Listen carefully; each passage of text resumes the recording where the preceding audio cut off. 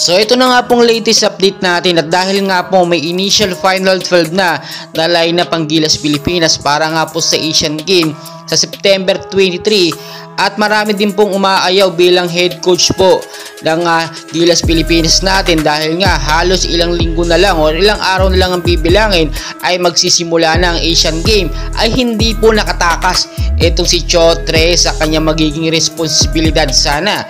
Kung matatandaan po ninyo, nag-step aside si Chotre kasi nga ang daming bashers na tumutuligsa sa kanya. And after niya maipanalo itong huling laban ng Gilas kontra sa China, ay nag-step aside siya, no? Ayaw niya munang hawakan or pangunahan ng Gilas Pilipinas sa Asian Games. Baka naman kasi maulit na naman or mabash na naman siya. Sa pagkakataong ito, no choice po si Chot Reyes. Talagang umayaw po, no, yung mga kilala natin na posibleng maging head coach ng Gilas, si Coach Tim Cone, si Coach Tab, at ang iba pang mga Gilas na posibleng maging head coach ay umayaw. Sa ngayon po, nakita naman natin talagang walang iba o walang lusot itong si Chot Reyes, kasi siya ang kasalukuyang naging head coach ng Gilas Pilipinas sa FIBA.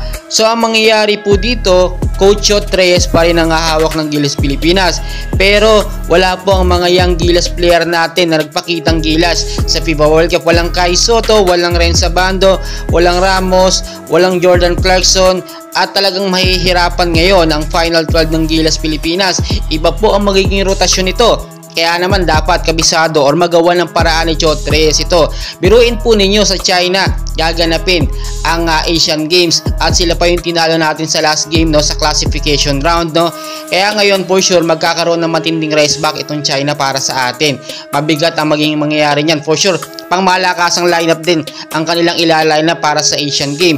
So itong ating magiging lineup, hindi po yan ganoon talaga pangmalakasan, pero meron tayong naturalist player, nandiyan si Brawley, which alam naman natin, no, nagpapakondisyon pa ngayon. Kagagaling lang po kasi sa injury niyan, kaya hindi pa yan ganoon ka fully 100% recovered.